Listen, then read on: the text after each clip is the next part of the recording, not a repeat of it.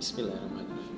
Assalamualaikum warahmatullahi wabarakatuh. Jumpa lagi dengan Brand Divan di video pembelajaran. Dalam kesempatan kali ini saya akan sharing tentang bagaimana cara kita menganalisa laporan keuangan menggunakan rasio keuangan tentunya. Banyak perusahaan-perusahaan yang ingin menilai atau melihat apakah kondisi keuangan perusahaannya saat ini sedang baik-baik saja atau sedang kalang kabut untuk bangkrut. Atau biasanya perusahaan sedang menilai apakah jika nanti suatu saat nanti perusahaan kami bangkrut bisa menutupi setiap hutang-hutang yang kita miliki dengan aktiva atau dengan modal dan segala macamnya. Nah, biasanya perusahaan menggunakan beberapa rasio dalam melihat laporan keuangan. Nah, untuk itu kita akan menganalisa bagaimana cara si manajer keuangan tersebut untuk menilai kondisi perusahaan saat ini. Biasanya ada beberapa rasio yang disampaikan dalam perkuliahan gitu kan ya. Namun kali ini saya hanya membahas 4 rasio yang biasa diberikan informasinya kepada mahasiswa S1. Nah, kalau S2 ada lagi rasionya. Rasio itu ada banyak. Namun yang mau saya sampaikan pada kesempatan kali ini ada 4. Tapi sebelumnya apa sih yang dimaksud dengan rasio? Nah, rasio ini rumus untuk membandingkan posisi akun pada laporan keuangan yang dapat diartikan dan dapat dibaca. Jadi bukan hanya sekedar melihat posisi, tapi bisa dibaca, bisa diartikan juga. Maka disebut rasio. Jadi banyak nih rasio-rasio yang bisa kamu ambil jika kamu ingin melihat sebenarnya kondisi perusahaan saya kayak gimana sih, baca laporan keuangannya. Jadi bukan hanya sekedar baca laporan, tapi menganalisa laporan keuangannya. Oke, ada 4 tadi. Ada yang mau saya bahas. Pertama ada rasio profitabilitas atau rentabilitas gitu ya, profitabilitas. Lalu rasio likuiditas, kemudian rasio solvabilitas, dan keempat rasio aktivitas. Jadi ada 4 yang mau saya bahas tadi. Dengarkan baik-baik dan hafalkan. Jadi kalau bisa hafal bagus nih. Nah, pertama ada rasio profitabilitas. Kata kuncinya adalah profit, laba. Berarti rasio ini mengukur kemampuan perusahaan dalam memperoleh laba. Bagaimana perusahaan bisa memperoleh laba?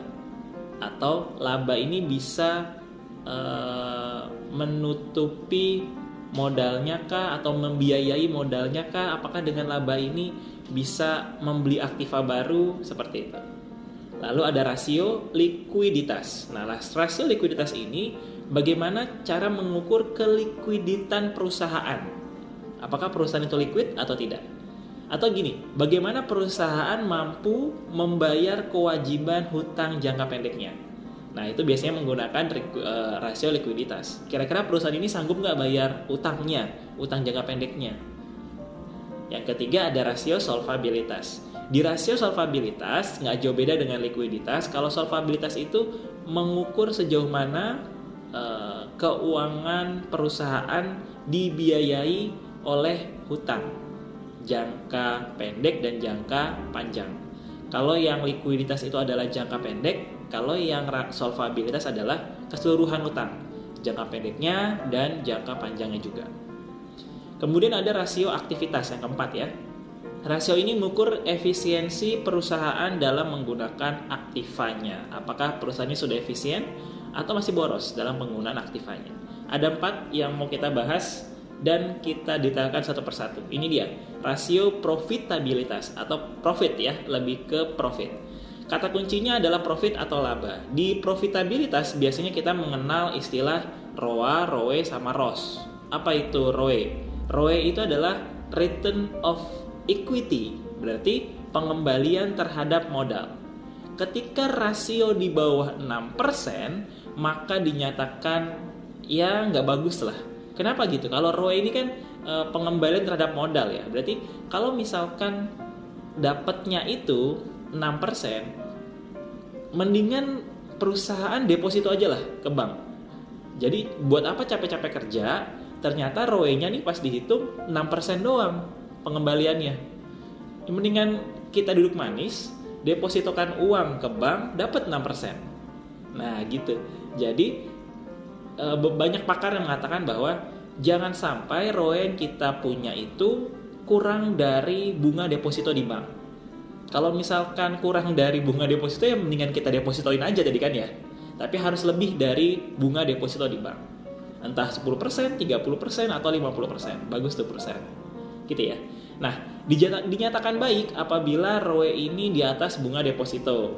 Rumusnya apa? Laba dibagi modal dikali 100%. Itu rumusnya. Lalu ada ROA, Return of Asset. Berarti bagaimana pengembalian terhadap asetnya. Nah, biasanya ROA ini lebih melihat sektor usahanya. Rumusnya kan ini ya, laba dibagi total aktiva. Jadi kalau misalkan kita beri patokan kayak si ROE tadi, ya kalau ROE kan ada standarnya jangan kurang dari bunga deposito lah. Tapi kalau ROA ini, Return of Asset, pengembalian terhadap aset, ya karena setiap sektor usaha beda-beda. Ada yang asetnya itu mahal kayak kontraktor, asetnya kan mahal ya, jutaan, ratusan juta. Nggak fair kalau misalkan kita bandingkan dengan perusahaan kuliner, misalkan usaha kuliner, restoran yang asetnya nggak sebesar kontraktor. Jadi lebih bijaknya adalah kita bandingkan laporan keuangannya setiap tahun di 3 tahun terakhir aja. Kita lihat apakah menurun atau meningkat ROA-nya. Kalau ROA-nya meningkat ya bagus, kalau ROA-nya menurun jelek. Gitu ya. Jadi rumusnya laba dibagi total aktiva dikali 100%. Lalu ada ROS, Return of Sales. Kalau ini lebih kepada pengembalian terhadap penjualan. Rumusnya laba dibagi penjualan. Laba dibagi penjualan dikali 100%. Ini juga sama dilihat dari sektor usahanya, karena penjualannya ada yang besar-besar ya. Kontraktor omsetnya sampai miliaran, triliunan, tapi kalau kuliner biasanya ratusan juta seperti. Jadi nggak bisa disamaratakan lah, nggak ada standarnya seperti ROE tadi. Jadi harus dilihat laporan keuangannya. Rumusnya laba dibagi penjualan dikali 100%. Itu profitabilitas. Lanjut rasio likuiditas.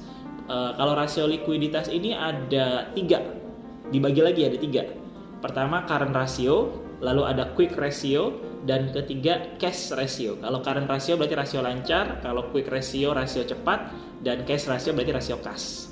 Nah, kalau current ratio berarti rasio ini mengukur kemampuan perusahaan dalam melunasi hutang jangka pendeknya menggunakan aktiva lancar. Ada berapa aktiva lancarnya? Ya, mampu nggak membiayai hutang jangka pendeknya? Tadi likuiditas. Rumusnya aktiva lancar dibagi hutang lancar. Jangka pendek ya berarti ya. Nah, dalam rasio lancar ini minimal angkanya 1. Misalkan gini, aktiva lancarnya ini kan perbandingan ya, berarti aktiva lancarnya 1 juta misalkan. Nah, hutang lancarnya 200.000. Berarti 1 juta dibagi 200.000 sama dengan 5 banding 1. Nah, kalau 5 banding 1 tandanya berarti perusahaan ini bagus. Karena aktiva lancar harus lebih besar daripada hutang lancarnya, hutang jangka pendek. Supaya apa? Supaya perusahaan dinyatakan aman saat bangkrut gitu ya, aman saat bangkrut. Standarnya itu pakar mengatakan 3. Dan teman-teman juga harus tahu, bukan berarti semakin banyak, semakin tinggi perbandingannya, semakin bagus ya, enggak juga. Karena kalau terlalu banyak dana yang menganggur, misalkan aktiva lancarnya itu ada 100 juta, hutang lancarnya ada 20 juta. Nah, itu berapa tuh? 5 banding 1 ya. 100 juta, 20 juta, 5 banding 1. Berarti 5 angkanya. Nah, kalau angka 5, ini udah lebih dari standar. Standarnya kan 3 tadi ya. 1, 2, atau 3 lah standarnya. Nah, kalau 5, berarti ada 2 nih. Ada 2 yang harusnya bisa dimanfaatkan untuk diputar lagi. Mau itu deposito, investasi, atau beli lagi aktiva tetap yang baru. Jadi jangan sampai ada dana menganggur. Gitu ya. Jadi kalau melihat analisa atau menganalisa laporan keuangan, kita lihat nih, aktiva lancarnya ada berapa, kita bandingkan dengan hutang lancarnya. Harus 1, jangan minus atau 0, itu bahaya kalau 0. Harus 1, minimal tuh standar 1, maksimal 3. Kalau lebih dari 3, ya berarti tidak baik juga. Kenapa? Karena belum termanfaatkan uang yang kelebihan tadi, kelebihan uang yang kamu punya belum termanfaatkan. Harusnya bisa deposito, bisa investasi tadi, atau beli barang baru, itu ya, likuiditas. Current ratio. Lalu ada quick ratio, rasio cepat. Kalau ini aktiva lancar dikurang persediaan dibagi hutang lancar. Ini lebih kecil lagi ya berarti ya. Berarti aktivanya itu dikurangin dulu sama persediaannya, baru dibagi hutang lancar untuk rasio cepat. Ada juga cash ratio atau rasio kas. Ini lebih kepada kasnya ya, kas dibagi hutang lancar. Jadi gimana caranya sih hutang ini bisa dibiayai oleh kas, seperti itu. Kalau tadi kan aktiva lancar ya, keseluruhan yang ada aktiva lancarnya, tapi ini kas aja. Lanjut, ada rasio solvabilitas. Dalam rasio solvabilitas kita mengenal istilah DER dan DAR. DER itu debt to equity ratio, dan DAR itu debt to asset ratio. Kita bahas yang DER dulu. Kalau DER ini berarti rumusnya hutang dibagi modal. Bagaimana modal yang kita punya itu dibeli atau dibiayai oleh hutang. Nah, ini bahaya nih. Jangan lewat dari satu. Jika lewat dari satu, berarti mayoritas harta atau modal atau aktiva kita dibiayai oleh hutang. Nah, contoh seperti ini. Kita punya hutangnya 1 juta. Hutangnya 1 juta, modalnya 500.000. 1 juta 500.000. Berarti kan 1 juta dibagi 500.000 sama dengan 2 gitu ya. Hutang kita 2:1. Berarti kan angkanya 2. Kalau udah lewat dari 1, 2, tandanya modal kita dibeli pakai hutang semua. Jadi kita nggak modal gitu, ngutang semua. Nah, jadi biasanya perusahaan itu, ini nggak semua perusahaan, tapi beberapa perusahaan menyarankan bahwa jangan lewat dari 1, 0, lah, harus 0, atau kalau perlu ya harus besar modalnya ketimbang hutangnya. Seperti itu. Jangan lewat dari 1, ini syaratnya. Jika DER di angka 2 ya sudah riskan tuh kalau 2 tuh. Berarti kan semua modal kita ya dibiayai sama hutang, itu bahaya. Masa mau dari hutang semua kita nggak modal dengkul. Nggak bagus ya teman-teman dalam laporan keuangan. Lalu ada yang namanya DAR, debt to asset ratio. Kalau ini hutang dibagi total aktiva dikali 100%. Nah, jangan sampai 80% atau 50% aktiva yang kita punya itu dibiayai oleh hutang. Total aktiva itu nggak boleh lebih semuanya itu dibiayai sama hutang. Ya boleh lah hutang, tapi jangan 100% semuanya aktiva kita dari hutang. Semakin kecil DAR, maka perusahaan semakin bagus. Patokannya ya 50% aja lah. Jadi jangan sampai 100% atau 80% gitu tadi ya. 50% aja patokan. Itu ya. Dan yang terakhir ada rasio aktivitas. Kalau rasio aktivitas ini ada banyak juga macam-macamnya. Ada putaran kas, putaran piutang, ada juga putaran total aktiva. Namun saya bahas satu aja ya, putaran total aktiva yang di level kita nih S1. Putaran total aktiva ini adalah rasio yang mengukur bagaimana perusahaan menghasilkan penjualan dengan menggunakan keseluruhan aktivanya. Jadi gimana cara dia menghasilkan penjualan pakai aktivanya. Rumusnya ya penjualan dibagi total aktiva.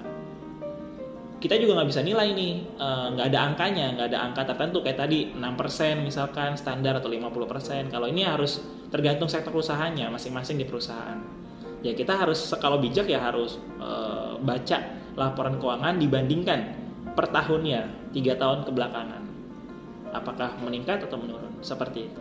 Itulah tadi macam-macam rasio dalam menghitung atau menganalisa laporan keuangan. Semoga bermanfaat. Jangan lupa kalau misalnya ada yang kurang-kurang atau mungkin kamu lebih paham dengan materi ini, tolong chat di kolom komentar, perbaiki apa yang salah dari saya. Terima kasih, jangan lupa like, comment, subscribe, dan share. Wassalamualaikum warahmatullahi wabarakatuh.